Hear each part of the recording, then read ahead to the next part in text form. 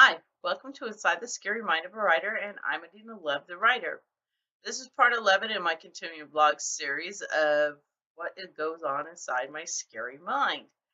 Today I'm going to be talking about, before I figure out what I'm going to talk about, I wanted to tell you I figured out a title for the book. You know how I've been toying with I am a survivor or I will survive, and how those variations have been taken. Also, I was toying with the crowbar and a velvet glove. Now I decided on I will not be your victim. It is a longish title, but I think it is compelling enough that makes people want to say, what's on the inside of this book, or read the back flap and draw them in and maybe get them to buy the book. So that is the title, I Will Not Be Your Victim. And that plays into the book, really, when you start reading everything that happens and how many twists I've come up with in this book to make you go, oh my. And it really fits the book. So we've already covered titles. How do you come up with a title? Now, one of the things that I discovered is I don't just shop the title. I really have to feel the title. As you've heard me talk about in the last couple of videos, I really want to capture what's inside the book. And if it's an obscure line in the book, a random line in the book, or a general feeling about the book, I want it to reflect in the title. So, yay, I got the title. So, anyhow, people. We've talked about people and people being tools. And the reason I bring this up is I said something a few months ago. Uh, yeah, I was talking to a person and said, you know what? I like you so much, I would rescue you before I rescue my dogs in a fire. And she just, oh, that's nice. I said, no, you are thinking this too lightly. I do not say that lightly. Outside of my husband, my children, and my grandchildren, there's only about 5 or 6 people I would save out of a fire before I save my dogs. So, oh, somebody out there saying, oh, that's fucked up. No. There are some people I know that you can find them in my books if you look real good, and I wouldn't save them in a fire. I'd step over them in a fire to save my dogs. I love my dogs. They are a big part of my day-to-day existence. When you have a bunch of kids, I had 4, you find that your life revolves around outside forces. It revolves around the children, as it should. But once those children leave home, you got to find something to fill that void. I did the whole parenting thing for, well, when they were at home parenting for about 29 years, when you consider how many years between my oldest and my youngest are. So that is a large chunk of my life. So I have my dogs. I only have 3 dogs. No, I don't have an entire, yeah, big farm out there with the dogs. It's just 3 dogs. 2 of them I inherited, 1 of them I rescued. So my world is around my dogs, and it's not a bad thing. It beats going and playing bingo every night or mahjong on Thursdays. No, I enjoy being away from people because people are scary. There was a line in Gotta Give Props, Men in Black. A person is smart, people are stupid. And the more we become inundated with the news, the Facebook, Twitter, we start seeing how strange people actually are and how scary they are. And do I really want that kind of scary in my day-to-day life? Nope. So I live back in my hermitage where I am a hermit. I'm trying very hard to be a hermit. And it really concerns my family though, because I keep saying, I don't even have to go grocery shopping anymore. I can go online, order my food, and they will deliver it to me. I don't have to leave the house at all. And on one level, tongue in cheek, that's funny. No, seriously, it's not tongue in cheek. I have become so selective of who I want to spend my waking hours with. Back when I was 20. And the majority of people, when they're in their 20s, they think they have all the time in the world. Once you've hit that mid-century mark, yeah, that 50 years old, you start realizing you have more sunsets behind you than in front of you.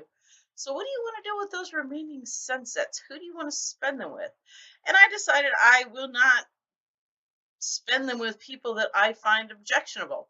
I will not spend those remaining sunsets with people who don't bring something to my life that is a positive, because there is enough negative in this world. Why do I want to spend it with people who are going to drag me down and make me feel like I need to smack them in the head with a hammer?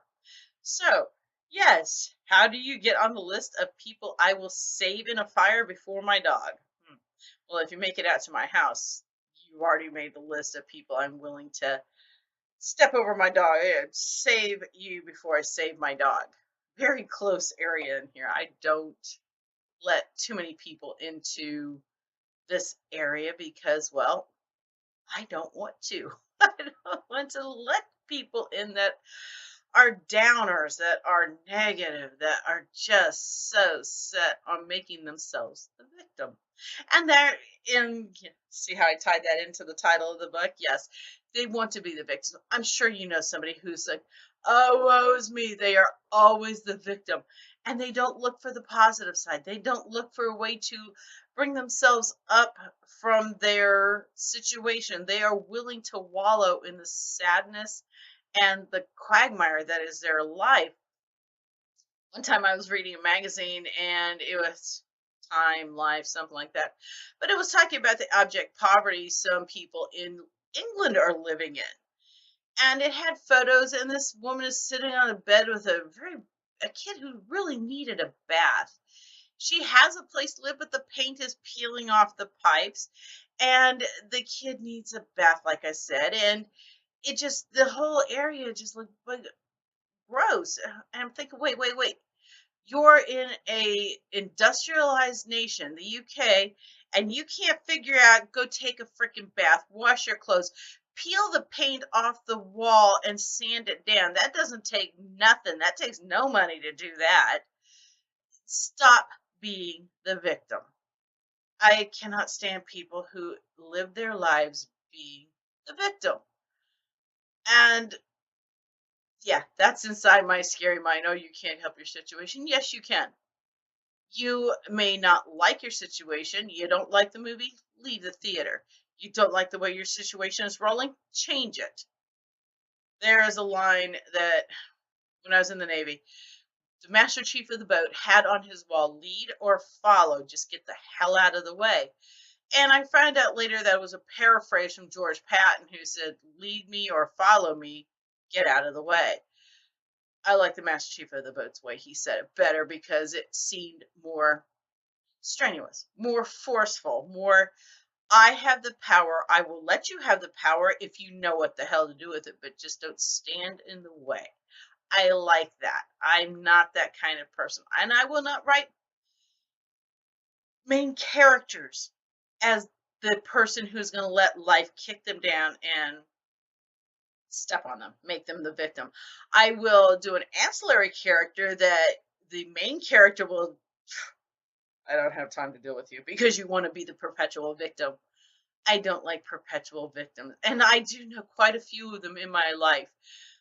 And those perpetual victims make me just want to slap them, say, woman, get off the floor. Or I do know a couple men who wallow in the life of the perpetual victim. Oh, woe's me.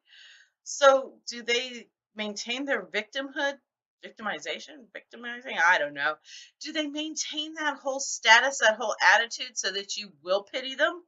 So like a Munchausen's? I, I don't have time for people who want to play the victim. I have time for people who are willing to get up off the floor and wait for the next blow, because there's always the next blow that's going to come. The next hit in the head that's going to make you really stagger. So today is, we're still working on 4th of July weekend kind of deal. And I just, oh, before I forget, yes, another, oh, before I forget, uh, my sister-in-law, Judy, you guys are going to hear a lot about Judy.